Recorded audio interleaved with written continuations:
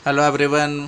नमस्कार दोस्तों, आप सबका स्वागत है class 11th NCERT physics lecture chapter number 2 units and measurement lecture number 10। तो ये लेक्चर में हम बात करने वाले डायमेंशनल ऑफ फिजिकल क्वांटिटी, मतलब डायमेंशनल फार्मूला निकालना है। और एक काफ़ी ज़्यादा इंपॉर्टेंट टॉपिक है क्योंकि आगे जाके 12th में भी आपको इनसे रिलेटेड क्वेश्चन आ सकता है। Dimension of any physical quantity, ठीक है। फिर डायमेंशनल कंसिस्टेंसी ऑफ इक्वेशन है, और फिर उसके बाद एक मोस्ट इम्पॉर्टेंट टॉपिक है deducing relation among the physical quantities. तो जैसे हम क्लास 11th के सेकंड पार्ट के अंदर जाएंगे तो वहाँ पे आपको स्टोक्स लॉ है, ठीक है, जहाँ पे आपको डायरेक्ट डेरिवेशन गिवन है। तो इनका डेरिवेशन ना ये वाले मेथड से करके दिया आपको, तो वहाँ पे हमें मेथड पूरी गिवन नहीं है लेकिन डेरिवेशन हमें गिवन होगा। तो ये मेथड काफ़ी इंपॉर्टेंट है और इनको आपको अच्छे से लर्न करना है, इनको अच्छे से समझना है, ठीक है। चलो, तो पूरा वीडियो देखना, ध्यान से देखना, आपको 110% आपको समझ में आ जाएगा। अगर समझ में ना आए तो मैं बैठा हूँ यहाँ पे, देखो ये दो जगह पे मैं बैठा हूँ, है ना, क्लियर। आप मुझे कांटेक्ट करो, यस और नो, ठीक है। चलो आगे स्टार्ट करते। डायमेंशन ऑफ फिजिकल क्वांटिटीज़, ठीक है, कि अलग अलग फिजिकल क्वांटिटी की, देखो ये सबसे मोस्ट इम्पोर्टेंट टॉपिक है और यहाँ पे हम अलग अलग फिजिकल क्वांटिटीज़ की डायमेंशनल फार्मूला निकालने वाले हैं, ठीक है। और ये आपके क्लास 12th के लिए भी इम्पोर्टेंट टॉपिक है, तो ध्यान से पूरा देखना। चलो, तो ये सबको पता है कि all the derived physical quantities can be expressed in terms of some combination of 7 fundamental base quantities. कि आपकी जो डिराइव्ड क्वांटिटीज़ है उनको आप कौन से फॉर्म में रिप्रेजेंट कर सकते हो, आपकी बेस क्वांटिटीज़ के फॉर्म में, ठीक है। ये सबको पता है ना, ये स्टार्टिंग में हमने स्टडी किया था। We call this fundamental quantities as the 7 dimension of the world. कि अपनी जो वर्ल्ड है उनकी 7 डायमेंशन आप बोल सकते हो, ठीक है। किसको? आपकी जो बेस क्वांटिटीज़ है उनको, ठीक है। और उनको डिनोट करने के लिए ना हम एक स्क्वायर ब्रैकेट यूज़ करेंगे, तो याद रख लो अभी से, क्लियर। स्क्वायर ब्रैकेट के अंदर उनको आप रिप्रेजेंट करोगे और ये रही आपकी 7 फंडामेंटल बेस क्वांटिटीज़। देखो कि डायमेंशन ऑफ लेंथ को कैसे रिप्रेजेंट करोगे, ब्रैकेट के अंदर एल, क्लियर। अगर लेंथ स्क्वायर होगा, मानो कि एरिया होगा, तो एरिया का यूनिट क्या होगा, मीटर स्क्वायर, तो उनके लिए L2 बनेगा। लेकिन अपनी बेस क्वांटिटी कौन है, लेंथ, तो L, ठीक है। डायमेंशन ऑफ मास को आप कैसे रिप्रेजेंट करोगे, ब्रैकेट के अंदर M। डायमेंशन ऑफ टाइम को कैसे रिप्रेजेंट करोगे, ब्रैकेट के अंदर कैपिटल T, ठीक है। डायमेंशन ऑफ इलेक्ट्रिक करंट, तो उनकी यूनिट से रिप्रेजेंट करते हो आप, यहाँ पे कौन होगा, एम्पियर।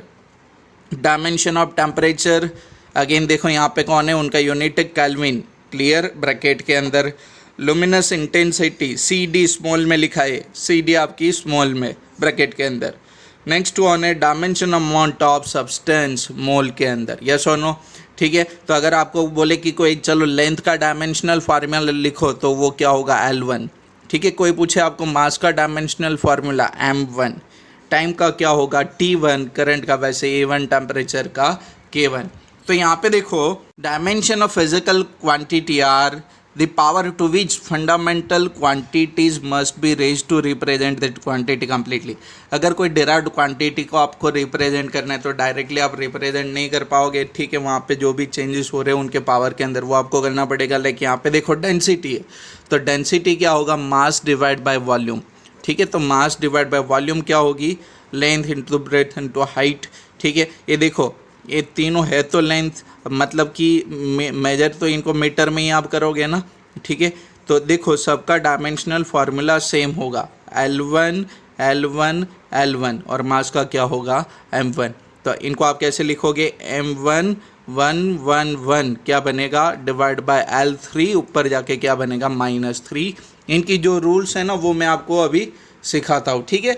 लेकिन ये जस्ट आपको एग्जांपल था कि आपकी डेंसिटी एक डिराइव्ड क्वांटिटी है, अगर उसको मास एंड लेंथ में बेस क्वांटिटी में आपको रिप्रेजेंट करना है तो यहाँ पे देखो कि आपकी जो फंडामेंटल क्वांटिटी थी उनकी पावर में चेंजेस हुआ कि नहीं, ठीक है। यही यहाँ पे आपको बोला है, समझ में आ कि नहीं इतना, आगे जाके मैं आपको कम्प्लीटली स्टडी करवाने वाला हूँ। चलो फिर next, dimensional formula and dimensional equation, ठीक है। तो दोनों हमें स्टडी करना है। तो expression which shows how and which of the fundamental quantities represent the dimension of physical quantity is called dimensional formula of the given physical quantity। समझ में आ कि नहीं आपको कि आपकी गिवन क्वांटिटी को कौन सी फंडामेंटल क्वांटिटी रिप्रेजेंट करती है, तो उनकी जो फार्मूला है उसको आप क्या बोलते हो, डायमेंशनल फार्मूला। यस और नो। देखो फिर से, expression which shows how and which of the fundamental quantities represent the dimension of physical quantity, मतलब आपकी given quantity, derived quantity, is called the dimensional formula of the physical quantity. देखो like यहाँ पे volume है, तो volume के अंदर आपने देखा था ना, length into breadth into height, ठीक है। तो वहाँ पे देखो ये L3 बनेगा, उनका dimensional formula M0 L3 T0, ठीक है। तो ये L डिपेंडेंस दिखा रहा है ना, कैसे वो डिपेंड करती है। फिर देखो वैसे ही मोमेंटम, तो मोमेंटम आपकी क्या होगी, मोमेंटम का इक्वेशन सबके पास है ना, आपने लोअर सेक्शन में स्टडी किया है, मास इंटू वेलोसिटी। देखो मास आपकी बेस क्वांटिटी है, वेलोसिटी आपकी बेस क्वांटिटी नहीं है, ठीक है। तो मास ये क्या होगा, displacement divide by time period. Displacement मतलब लेंथ, टी आपकी कौन है, टाइम पीरियड, और एक कौन है आपकी मास। तो देखो सारी बेस क्वांटिटी के अंदर आ गई, तो इनका डायमेंशनल फार्मूला क्या होगा, मास का m1, लेंथ का क्या होगा L1 divide by time period है, तो क्या होगा -1, T-1। तो समझ में आ कि आपको पता चलेगा कि आपकी जो क्वांटिटी है वो बेस क्वांटिटी पे कैसे डिपेंडेंट है, तो उनकी जो फार्मूला मिलेगी उनको आप क्या बोलोगे, डायमेंशनल फार्मूला। तो ये जो आपकी है ना वो डायमेंशनल फार्मूला है। देखो ये भी आपका कौन है, डायमेंशनल फार्मूला। यहाँ से पता चलता है कि मोमेंटम मास पे डिपेंड करता है, लेंथ पे डिपेंड करेगा और टाइम पीरियड पे भी डिपेंड कर रहा है। यस और नो। तो ये आपकी क्या बनेगी, डायमेंशनल फार्मूला। यस और नो, समझ में आ के नहीं। और काफ़ी सारी फिजिकल क्वांटिटीज़ का मैं यहाँ पे आपको डायमेंशनल फार्मूला करवाने वाला हूँ, ठीक है। चलो तो ध्यान से देखना पूरा video. Dimensional equation obtained by equating physical quantity with the dimensional formula is called the dimensional equation of given physical quantity। देखो कि आपकी जो भी फिजिकल क्वांटिटी का आप डायमेंशनल फार्मूला निकालोगे और उनको इक्वेट करो, कंपेयर करो विथ फिजिकल क्वांटिटी, तो उनको आप क्या बोलोगे, डायमेंशनल इक्वेशन। तो जैसे आपको मैंने अभी करवाया था ना, एक कौन सा डायमेंशनल फार्मूला था, वॉल्यूम का। तो यहाँ पे देखो, यहाँ पे वॉल्यूम आपकी फिजिकल क्वांटिटी, उनको ऐसे ब्रैकेट में कंपेयर करना है with dimensional formula of volume. तो वो क्या था, M0 L3 T0। यस और नो। तो ये इनकी डायमेंशनल इक्वेशन बनेगी। वैसे ये क्या था आपकी, लीनियर मोमेंटम। कौन सी मोमेंटम थी आपकी, लीनियर मोमेंटम। तो लीनियर मोमेंटम, उनका डायमेंशनल फार्मूला आपको क्या मिला था, M1 L1 T-1। तो ये इनकी क्या बन गई, डायमेंशनल इक्वेशन बन गई। यस और नो। तो देखो यहाँ पे फोर्स का भी डायमेंशनल फार्मूला आपने डिराइव किया है, तो ये इनकी क्या बन जाएगी, डायमेंशनल इक्वेशन बन जाएगी। प्रेशर का यहाँ पे वैसे ही डायमेंशनल फार्मूला है, तो वो क्या बन जाएगा, उनका डायमेंशनल इक्वेशन बन जाएगा। मेरा काम अभी आपको एक मोस्ट इंपॉर्टेंट टॉपिक सिखाना है, वो है डायमेंशनल फार्मूला कैसे डिराइव करें। अभी 3-4 क्वांटिटी का मैं यहाँ पे दिखा दूंगा, फिर एक पूरा अलग से वीडियो बनाऊंगा स्पेशली डायमेंशनल फार्मूला के लिए, तो वो भी आप खास देखना, ठीक है। तो अभी 3-4 क्वांटिटी का मैं यहाँ पे निकाल के दिखा देता हूँ, लाइक फोर्स, प्रेशर है, वैसे ही निकालते हैं, ठीक है। थोड़ी मेरी मेथड होगी, थोड़ी आप अपनी मेथड यूज़ करो, ओके। चलो देखते हैं dimensional formula of various physical quantities. तो देखो स्टार्ट करते फ्रॉम दी फोर्स। तो मेरी एक मेथड है कि जब भी आपको कोई भी क्वांटिटी का डायमेंशनल फार्मूला निकालना है ना, तो आप ना उनका इक्वेशन याद रखो। ये मेरी मेथड नहीं है, जनरल मेथड है। तो फोर्स क्या होता है, F = m/a, ठीक है। ये क्या होगा, मास, और एक क्या होगी आपकी एक्सेलरेशन। अब देखो आप इनको बेस यूनिट में लेके जाओ, ठीक है। बेस क्वांटिटी की जगह पे बेस यूनिट में अच्छा रहेगा। तो इनका क्या होगा, kg, ये क्या होगा, मीटर पर सेकेंड स्क्वायर, ठीक है। एक्सेलरेशन का unit metre per second square है ना, तो बन गया। kg किसके लिए, मास के लिए। तो देखो m1, ठीक है। मीटर मतलब लेंथ की यूनिट है ना मीटर, तो उनका L1 पर सेकेंड स्क्वायर है ना, तो ये क्या बन जाएगा, T-2। तो ये आपको किसका डायमेंशनल फार्मूला मिल गया, फोर्स का। समझ में आ कि नहीं। आप उनको बेस यूनिट में लेके जाओ, फिर देखो केजी किसका यूनिट है, मास का, ठीक है, मास आपकी बेस क्वांटिटी है। ये मीटर है, मीटर किसकी यूनिट है, लेंथ की, ठीक है, क्लियर। और ये सेकेंड स्क्वायर मतलब टाइम पीरियड। यस और नो, क्लियर ना, समझ में आया अच्छे से, है ना। फिर देखो प्रेशर, तो प्रेशर क्या होगा, तो प्रेशर क्या होगा, फोर्स डिवाइड बाय एरिया। अब देखो अगर कोई बोले कि सर फोर्स की dimensional formula divide by area की डायमेंशनल फार्मूला, बिल्कुल सही है, ठीक है, force divide by area, force divide by area. तो देखो फोर्स का dimensional formula era divide by area कितना होगा, डिवाइड बाय L2, यस और नो। तो ऊपर जाएगा तो क्या बन जाएगा, -1। देखो आप वहाँ पे सब्ट्रैक्शन कर पाओगे, ठीक है, आपकी L1 है ना, 1 - 2 बनेगी। तो देखो अगर कोई बोले कि फोर्स का मुझे नहीं आता सर डायमेंशनल फार्मूला, कोई प्रॉब्लम नहीं, ऐसे निकालो, ठीक है, यहाँ पे है हमारे पास तो मैं डायरेक्ट यूज़ कर रहा हूँ। तो फोर्स की dimensional formula m1 L1 T-2, area का यूनिट क्या होगा, मीटर स्क्वायर, ठीक है, मीटर स्क्वायर मतलब L2 यहाँ पे लेंथ का पावर 2। तो ये क्या मिलेगा आपको, m1 L-1 T-2। तो ये आपको मिल गया डायमेंशनल फार्मूला ऑफ प्रेशर। फिर देखो यहाँ पे इलेक्ट्रिक करंट, ठीक है देखो आपको इक्वेशन आना जरूरी है, ठीक है। इलेक्ट्रिक करंट क्या होता है, I = Q divide by T, charge divide by time period. अब बोलो कि सर चार्ज का क्या डायमेंशनल फार्मूला होगा, तो चार्ज की दो डायमेंशनल फार्मूला है। देखो यहाँ पे रहा ना इलेक्ट्रिक चार्ज, पहले उनको करते हैं। तो देखो आपका इक्वेशन है ना, I = Q/T। Q कौन होता है आपका, इलेक्ट्रिक चार्ज। तो Q = I × T लिख सकता हूँ कि नहीं। I कौन है आपका, करंट का यूनिट क्या होगा, एम्पियर, आपकी है ना एम्पियर, करंट की यूनिट कौन है आपकी, एम्पियर। और एक कौन है, सेकेंड, तो एम्पियर × सेकेंड। या तो देखो डायरेक्ट यहाँ से लिखो, एम्पियर मतलब उनका डायमेंशनल फार्मूला आप क्या लिखते हो, A1, टाइम पीरियड है तो उनका क्या होगा, T1। तो A1 T1 आपकी किसकी डायमेंशनल फार्मूला होगी, इलेक्ट्रिक चार्ज की।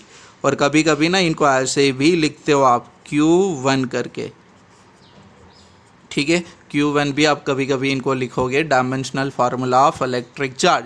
तो अभी देखो आपके लिए सिंपल बन गया करंट का डायमेंशनल फार्मूला, ठीक है। चार्ज का डायमेंशनल फार्मूला क्या होगा, A1 T1 divide by time period कौन है, T1। और आप सबको पता है कि अगर नहीं किया होता फिर भी आपने बेस क्वांटिटी का डायमेंशनल फार्मूला लिखा था ऐसे A1, ठीक है। तो ये आपने प्रूव किया कि भाई वैसे ही मिलेगा आपको, देखो, यस और नो, क्लियर, समझ में आ कि नहीं। और अगर मैं चार्ज को Q1 कंसीडर करूँ तो क्या होगा, तो Q1 डिवाइड बाई T1 मतलब Q1 T-1, यस और नो, है ना। फिर देखो एक और दो और आपको निकालने, ग्रेविटेशनल कांस्टेंट। तो ग्रेविटेशनल कांस्टेंट और यहाँ पे कौन है, कूलम कांस्टेंट, ठीक है। तो देखो मैंने बोला ना आपको इक्वेशन और उनकी यूनिट आती होनी चाहिए वहाँ पे। तो देखो ग्रेविटेशनल फोर्स का इक्वेशन है, आगे जाके आप स्टडी करोगे, G(m1m2) डिवाइड बाय r²। और ये जो G है ना वो आपकी कौन है, ग्रेविटेशनल कांस्टेंट है। तो उनको सब्जेक्टिव करो तो ये क्या होगा, F × r² divide by m1 × m2। मैंने आपको बोला था ना आप क्या निकालोगे, यूनिट निकालोगे, ठीक है। तो फोर्स का यूनिट क्या होगा, न्यूटन, ये क्या होगा, मीटर स्क्वायर, kg × kg क्या होगा, kg², ये क्या होगा, kg²। अब देखो आपके पास फोर्स की डायमेंशनल फार्मूला है, हाँ कौन सी है, अभी आपने ऊपर किया था, m1 L1 T-2, ठीक है। यूनिट इसीलिए मैं बोलता हूँ कि यहाँ पे आपके लिए सिंपल बन जाएगा। या तो देखो अगर ये r² है मतलब लेंथ स्क्वायर है, वैसे भी आप कर सकते हो। तो ये क्या होगा, L2 divide by m1 × m2, mass into mass 2, ठीक है। kg मतलब किसका यूनिट है, मास का, m2, यस और नो। तो ये देखो क्या मिलेगा आपको, m ऊपर जाएगा तो -1, L क्या बनेगा 3, T-2। तो ये आपको क्या मिल जाएगी, dimensional formula of gravitational constant, yes और नो। ये मिल गया आपको dimensional formula of gravitational constant. वैसे एक और है, देखो कौन है, कूलम कांस्टेंट। तो कूलम कांस्टेंट की इक्वेशन आप देखो पहले, तो एक कूलम भी फोर्स है, force between two charge, K Q1 Q2 by r², yes और नो। K कौन है आपकी कूलम कांस्टेंट, ठीक है। तो K क्या होगी, F × r² divide by Q1 × Q2। अब देखो अगर यूनिट में कन्वर्ट करना है तो करो, वरना फिर डायरेक्ट लिखो। डायमेंशनल फार्मूला ऑफ फोर्स आपको पता है ना, m1L1T-2, ठीक है। आर स्क्वायर है मतलब लेंथ स्क्वायर है, ठीक है, तो L2 लिखूँ उनकी जगह पे।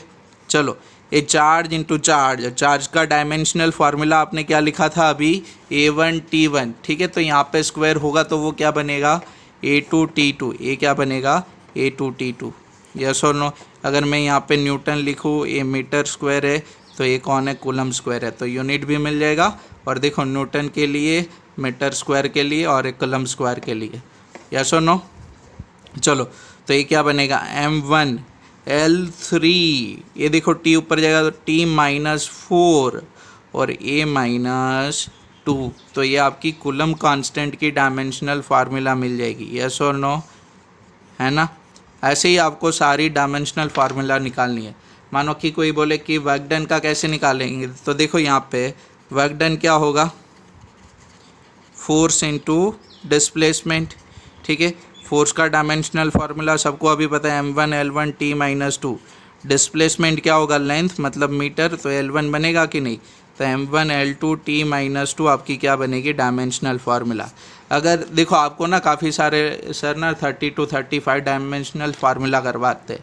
अब मैं सिंपल बोलता हूँ कि ये सारी डायमेंशनल फार्मूला आप तभी कर पाओगे जब आपको उनका इक्वेशन पता होगा। इक्वेशन पता होगा मतलब कि वो कौन सी क्वांटिटी पे डिपेंड कर रहा है, ठीक है। अभी ये मैंने आपको करवाया, चलो ये तो मानो कि आपने लोअर सेक्शन में स्टडी किया था, मानो कि ये आपने यहाँ पे एक आगे जाके ना एक और आती है कि K=1/4πε0 permittivity of free space. अगर ये आपको रिलेशन ही नहीं पता तो आप डायमेंशनल फार्मूला नहीं निकाल पाओगे। तो याद रखो कि हर एक यूनिट जैसे आप लर्न करते जाओ ना, तो साथ में उनकी हर एक यूनिट के अंदर हर एक नई क्वांटिटी होगी, उनका इक्वेशन होगा, तो उनकी फिजिकल क्वांटिटी की आपको डायमेंशनल फार्मूला भी सीखते जाना है, ठीक है। अभी नहीं आता कोई प्रॉब्लम नहीं, लेकिन एंड ऑफ दी 11th आपके 11th के अंदर आपने जितनी भी नई क्वांटिटीज़ लर्न की है सबका डायमेंशनल फार्मूला क्लियर होना चाहिए। 12th में भी ये इम्पोर्टेंट है, ठीक है। चलो next, dimensional analysis and its application. तो देखो यहाँ पे only those physical quantities can be added और subtracted which have the same dimension. अब देखो मैं सिंपल आपको बोलूँ कि मैं बोलूँ कि आपके पास ना एक ऑब्जेक्ट है जिनका मास है 100 kg और एक आपके पास वायर है जिसकी लेंथ है 1 मीटर। मैं बोलूँ दोनों को ऐड करो, तो आप क्या बोलोगे, 100 kg प्लस 1 मीटर, नहीं पॉसिबल, ठीक है। आपकी सेम डायमेंशन वाली क्वांटिटीज़ को आप ऐड कर पाते हो कि मैं बोलूँ आपके पास 100 kg का एक ऑब्जेक्ट था और फिर मैंने आपको 10 kg का दूसरा दिया, तो आपके पास टोटल मास कितना होगा, 110 kg। पॉसिबल है कि नहीं, वो पॉसिबल है, ठीक है। लेकिन दूसरी फिजिकल क्वांटिटी उसके अंदर आप ऐड नहीं कर पाओगे। क्लियर, समझ में आ कि नहीं। तो ये फर्स्ट पॉइंट क्लियर आपको, only those physical quantities can be added और subtracted which have the same dimensions, ठीक है। मतलब सिंपल बोलूँ तो यूनिट सेम होगा तो हो पाएगा, वरना नहीं, मल्टीप्लिकेशन हो सकता है, ठीक है। When magnitude of two or more physical quantities are multiplied, their unit should be treated in the same manners as ordinary algebraic symbols। अगर मैं बोलूँ कि ये था ना 100 kg और 1 मीटर, तो 100 इंटू 10 करोगे आप, 100 kg आपकी मास और एक कौन है 10 मीटर है आपका, तो इनका यूनिट क्या बनेगा, kg इंटू मीटर बनेगा, यस और नो। जैसे आपकी मल्टीप्लिकेशन होती है वैसे ही होगी, ठीक है, सिंबल्स के लिए भी। फिर देखो नेक्स्ट, ये थोड़े थ्योरेटिकल पॉइंट्स है। We can cancel identical units in the numerator and denominator. अगर मैं बोलूँ इलेक्ट्रिक फोर्स है और एक ग्रेविटेशनल फोर्स है, फोर्स का यूनिट क्या होगा, न्यूटन बाय न्यूटन, तो ये जो रेशियो होगा, रेशियो ऑफ सेम क्वांटिटी, वो क्या बनेगा, यूनिट लेस बनेगा। क्यों, क्योंकि सेम यूनिट है, तो मैंने उनको कैंसिल कर दिया।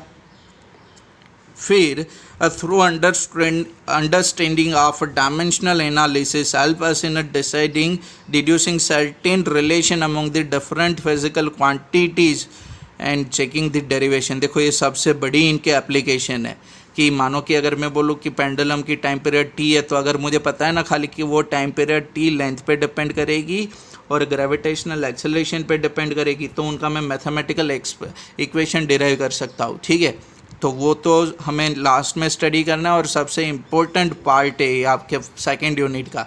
फिर देखो यहाँ पे डायमेंशनल कंसिस्टेंसी इक्वेशन है और ये थोड़ा इंपॉर्टेंट है, देख लो।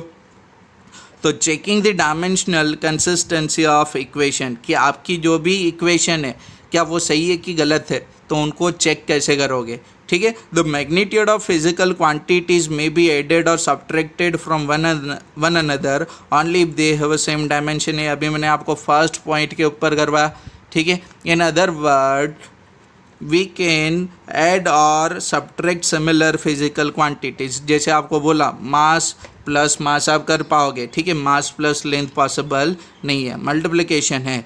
दस velocity can not be added to force और an electric current can not be subtracted from the temperature. ये आपको जैसे मैंने एग्जांपल दिया था वैसे एक और एग्जांपल दिया आपको कि वेलोसिटी आप फोर्स के ऊपर ऐड नहीं कर सकते और इलेक्ट्रिक करंट को टेम्परेचर से सब्ट्रैक्ट नहीं कर सकते, सिंपल है ना।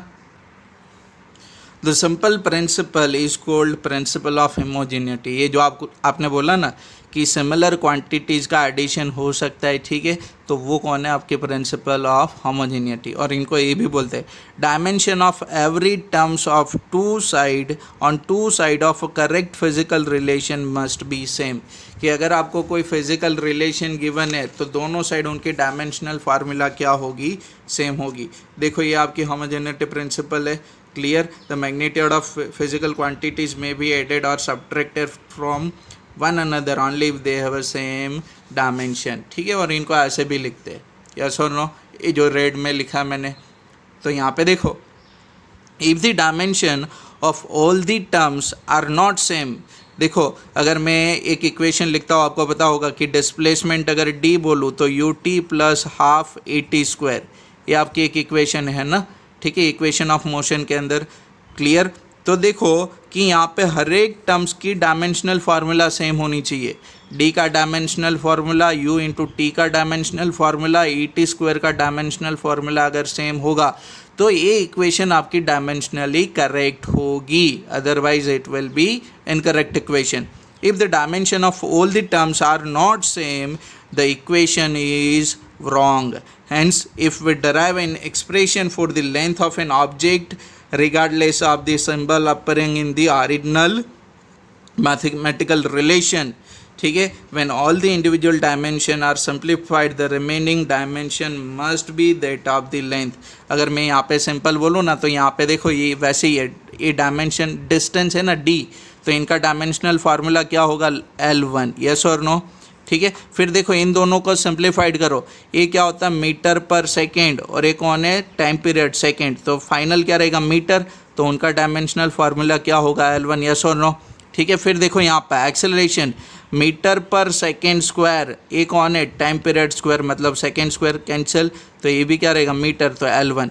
तो देखो हर एक टर्म्स की डायमेंशनल फार्मूला कौन से टर्म्स में आ गई, यहाँ पे लेंथ के टर्म्स में, मतलब जो लेफ्ट हैंड साइड पे आपकी टर्म्स है वही यहाँ पे बनती है दोनों के लिए, तो ये इक्वेशन आपका डायमेंशनली करेक्ट होगा। और देखो कि फिजिक्स के अंदर जितने भी सारे प्रिंसिपल हैं ना उनकी जो डेरिवेशन होती है तो सबकी डायमेंशनल फार्मूला क्या होती है, डायमेंशनली सारे इक्वेशन क्या होते हैं, करेक्ट होते हैं, ठीक है। इनको आगे जाके हमें चेक भी करना है। चलो तो यहाँ पे देखो if we derive an equation of a speed the dimension on both the side of equation when the simplified must be length and time period, क्योंकि स्पीड का डायमेंशनल फार्मूला है ना आपके पास L1 t-1, तो यही होना चाहिए। आगे जाके आपको और अच्छे से समझ में आ जाएगा, क्लियर, इनको कोई टेंशन लेने वाली बात नहीं है। अब देखो यहाँ पे to check the dimensional correctness of a physical equation, ठीक है, कैसे चेक करेंगे, तो उनके बेस पे न्यूमेरिकल भी है वो भी हमें सॉल्व करनी है।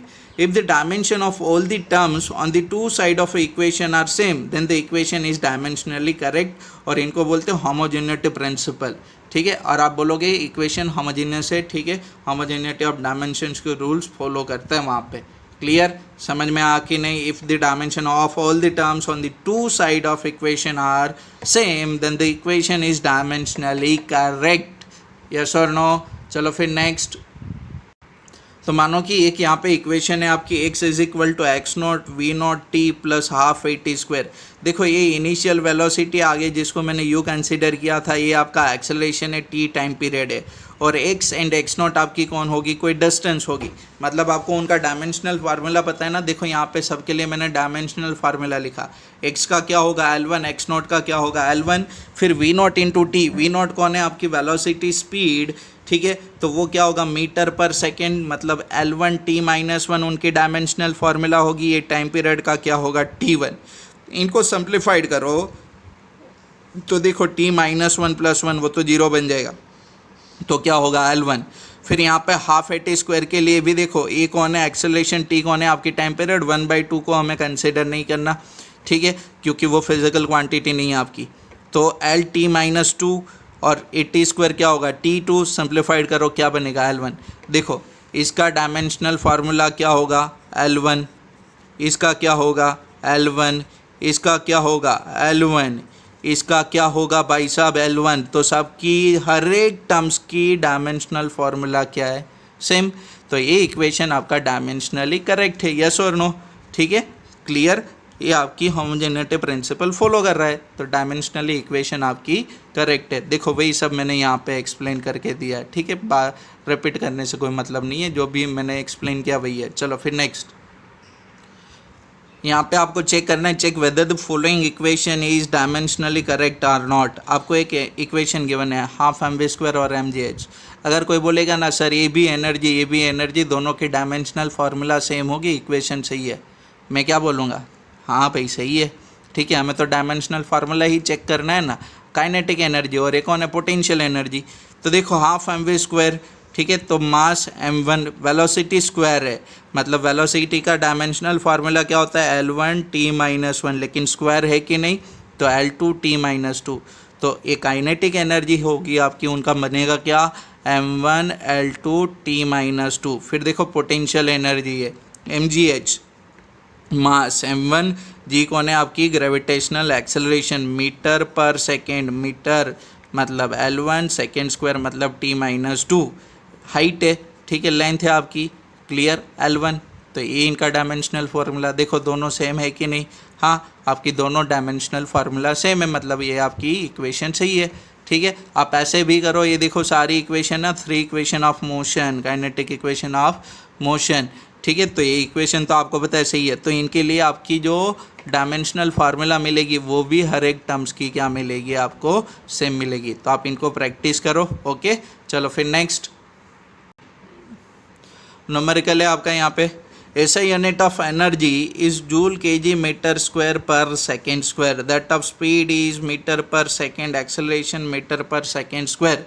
Which of the formula for kinetic energy given below you rule out on the basis of a dimensional argument, m stands for the mass of the body। आपको सिंपल चेक करना है कि कौन सी इक्वेशन डायमेंशनली करेक्ट है, ठीक है। आपके पास एक ही रूल है कि हर एक टर्म्स की डायमेंशनल फार्मूला क्या होनी चाहिए, सेम। तो देखो पहले मैं काइनेटिक एनर्जी का डायमेंशनल फार्मूला बोल दूँ आपको, m1 L2 t-2, आपने अभी बोला था आगे काइनेटिक एनर्जी पोटेंशियल एनर्जी में, ठीक है, तो वहीं से मैंने लिख दिया। तो फर्स्ट है कि k = m²v³। अगर ये डायमेंशनल फार्मूला मेरी काइनेटिक एनर्जी के साथ मैच करेगी तो इक्वेशन सही है। यहाँ पे देखो 3 टर्म्स है 1 2 3, तो तीनों की अलग अलग टर्म्स की डायमेंशनल फार्मूला सेम होनी चाहिए, समझ में आ कि नहीं। तो देखो फर्स्ट k = m²v³, तो m²v³ का डायमेंशनल इक्वेशन ये होगा, मतलब कि इनकी डायमेंशनल फार्मूला देखो m2 L3 t-1। इक्वेशन 1 के साथ मैच करूँ, मैच नहीं हो रही, आपका इक्वेशन गलत है। और फिर यहाँ पे तो मुझे क्या बोलना चाहिए, k = हाफ mv², खुद काइनेटिक एनर्जी का फार्मूला है, तो डायमेंशनल फार्मूला क्या होगी, सेम। तो ये इक्वेशन आपकी डायमेंशनली करेक्ट है। फिर देखो k = m है, आपको पता है ऐसा है बे, तो फोर्स = m का इक्वेशन है, कहाँ से आपने काइनेटिक एनर्जी में लगा दिया, तो ये गलत है। देख लो आप, फिर प्रूव करो। m1 एक्सेलरेशन l1 t-2, तो ये नहीं मैच कर रहा आपकी काइनेटिक एनर्जी से, तो इक्वेशन गलत है। फिर देखो यहाँ पे k is equal to 3/16 mv²। देखो ये आपका कांस्टेंट है और काइनेटिक एनर्जी का इक्वेशन आप बोलते हो हाफ mv², तो ये देखो mv² है कि नहीं, तो इनका भी डायमेंशनल फार्मूला अगर आप निकालोगे तो काइनेटिक एनर्जी से मैच करेगा, मतलब ये आपकी इक्वेशन डायमेंशनली करेक्ट होगी, यस और नो। फिर देखो ये equation k is equal to half mv² plus m है, ये आपकी काइनेटिक एनर्जी का फार्मूला आपको पता है, फिर भी आपने डायमेंशनल फार्मूला निकाला, सर को तसल्ली मिल जाए। और ए m है फोर्स, ठीक है। देखो एक तो ये दोनों से ही नहीं है, काइनेटिक एनर्जी का इक्वेशन भी यही होगा, तो तीनों टर्म्स की डायमेंशनल फार्मूला सेम नहीं बन रही, एक इनकी और इनकी बन रही है, लेकिन हमारा प्रिंसिपल क्या कहता है कि हर एक टर्म्स की डायमेंशनल फार्मूला क्या होनी चाहिए, सेम, तभी जाके आप इक्वेशन को डायमेंशनली करेक्ट बोल सकते हो। तो यहाँ पे ये करेक्ट होगा नहीं। क्लियर? इतना आपको समझ में आना, अच्छे से समझ में आ रहा है ना आपको? ठीक है, ये देखो लास्ट लेक्चर है अपना सेकेंड यूनिट का, तो अच्छे से देखो और पूरा यूनिट ख़त्म करो। चलो फिर next last topic of second unit and most important topic.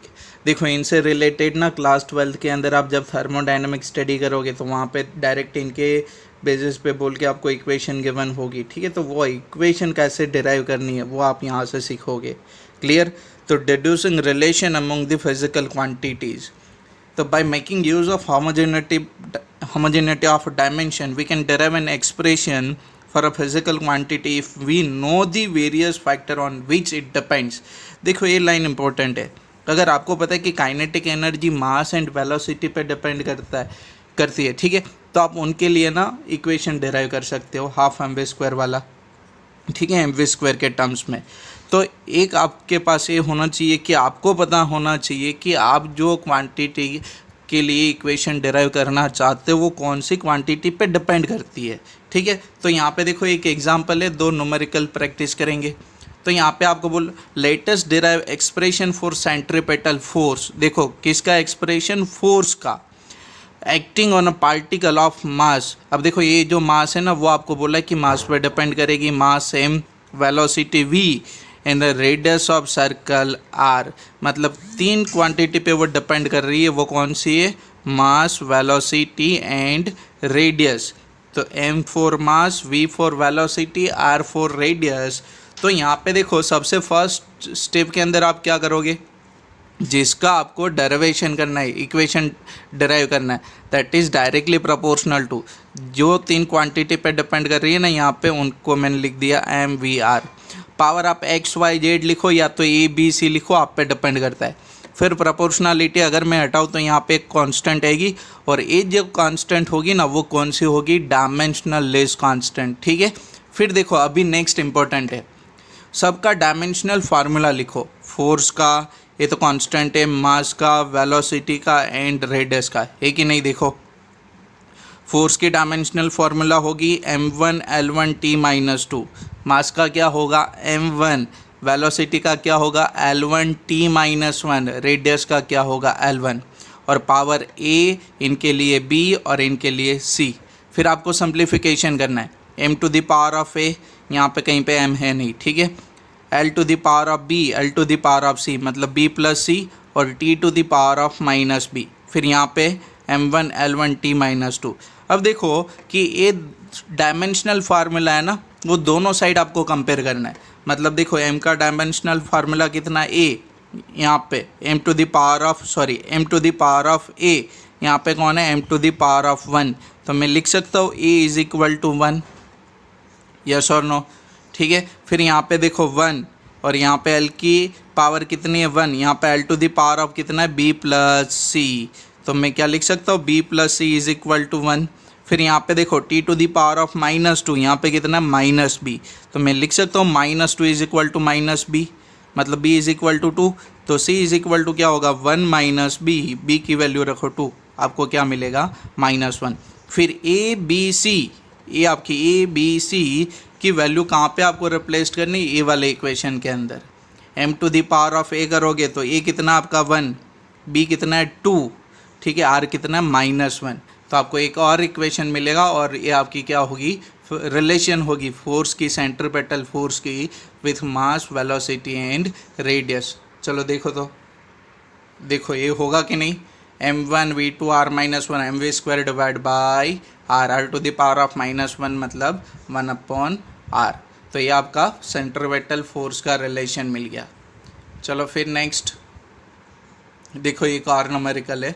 Consider a simple pendulum having a bow attached to a string that oscillate under action of a force of gravity. Suppose that the period of oscillation of a simple pendulum depends on length L, mass m, and acceleration due to gravity g. Derive an expression for its time period using method of dimension. देखो time period किस पे depend कर रहा है, तो time period आपका T, mass, length and gravitational acceleration पे depend कर रहा है, यस और नो। तो यहाँ पे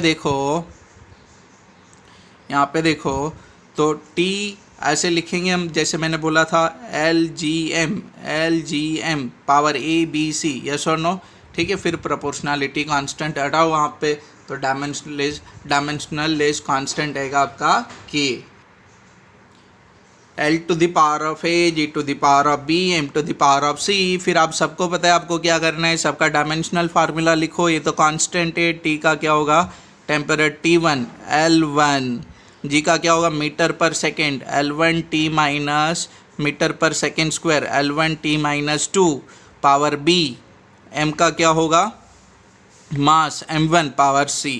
सिंप्लीफाइड करो, फिर आपको क्या करना है, आपको समझ में आ गया, अभी सबको चेक करना है, ठीक है। तो यहाँ पे देखो फर्स्ट m0 लिखो, तो देखो यहाँ पे लिख देना, थोड़ा मैंने आगे पीछे लिखा, उनका कोई प्रॉब्लम नहीं। m0 L0 T1, ठीक है। कंपेयर करो mc और यहाँ पे कितना है 0, तो ये क्या बनेगा c0। l to the power of a plus b, यहाँ पे l to the power of कितना है 0, क्लियर। तो a प्लस b क्या मिलेगा आपको 0, तो ये is equal to minus b। T1 और यहाँ पे कौन है -2b, तो देखो -2b is equal to 1, b is equal to -1/2। A B C की वैल्यू यहाँ पे रख दो इक्वेशन 1 के अंदर वैल्यू रखोगे तो आपको ये वाला इक्वेशन मिलेगा, k l to the power of 1/2, g to the power of -1/2, m to the power of 0। तो आपकी ये डायमेंशनल वैल्यू मिलेगी, ठीक है। l to the power of 1/2, g to the power of -1/2, k under root of L/g। तो आपका temperature का वैसे इक्वेशन आता है ना 2π कांस्टेंट अंडर रूट L/g, ठीक है। देखो विदाउट स्टूडेंट ना मज़ा नहीं आता बोलने में, समझ में आ कि नहीं है आपको अच्छे से, है ना। एक और देखते हैं, फिर आप 2-3 और प्रैक्टिस करना अपने हिसाब से। Example next, velocity of water waves depends on wavelength lambda, density of water rho, and acceleration due to gravity g. Deduce the method of dimensions relation between these quantities. देखो आपको बोला है वेलोसिटी v किस पे depend करती है, wavelength lambda पे, density rho पे, और आपकी ग्रेविटेशनल एक्सेलरेशन g पे। तो आपको पता है क्या करना है, देखो ये वेलोसिटी की डायमेंशनल फार्मूला है, लैम्डा मतलब लेंथ है, तो उनका डायमेंशनल फार्मूला, डेंसिटी मतलब मास डिवाइड बाय वॉल्यूम, तो ये इनका डायमेंशनल फार्मूला है, ठीक है। और ये आपका ग्रेविटेशनल एक्सेलरेशन L1T-2, सबकी डायमेंशनल फार्मूला लिखो, velocity, lambda, density, gravitational acceleration, power. फिर सेकेंड स्टेप में आपको क्या करना है, कंपेयर करना है, m to the power of b, l to the power of a, यहाँ पे -3b और यहाँ से कितना आएगा c, तो देखो ये फिर इनका क्या बनेगा 2c। देखो m0 L1 T1 है, ठीक है। तो ये तो सिंपल है, यहाँ पे कंपेयर करो L1 इनके साथ पावर 1 है ना, और एक कौन है a -3b प्लस c, तो ये वाला रिलेशन, ठीक है। फिर देखो -1 इज इक्वल टू 2c, तो सिंप्लीफाइड है ना, तो c आपको 1/2 और b आपका कितना है 0, तो दोनों की वैल्यू यहाँ पे रख दो, हैं, तो आपको a मिल जाएगा 1/2, क्लियर। तो यहाँ पे आपको इक्वेशन मिलेगा, इनको कहाँ पे रिप्लेस करना है, इक्वेशन नंबर 1 के अंदर, ठीक है। तो आपको ये वाला रिलेशन मिलेगा, v is equal to k lambda power 1/2 rho 0 g 1/2, मतलब ये डेंसिटी g पे डिपेंड नहीं करती आपकी वेलोसिटी, क्लियर। तो ऐसे ही काफ़ी और रिलेशन के लिए आप प्रैक्टिस करो। इनके लिए सब मैक्सिमम क्या होता है कि हर एक स्कूल में ना ऐसे एक टॉपिक तो पूछते हैं आराम से, तो इनको अच्छे से लर्न कर लो भाई साहब। ओके, चलो bye, have a good day. तो ये अपना यूनिट सेकंड था और यहाँ पे आपका सेकंड यूनिट फिनिश्ड। तो आप अच्छे से लर्न करो, प्रैक्टिस करो, कोई भी डाउट हो तो मुझे कांटेक्ट करो, ठीक है। चलो bye, have a good day.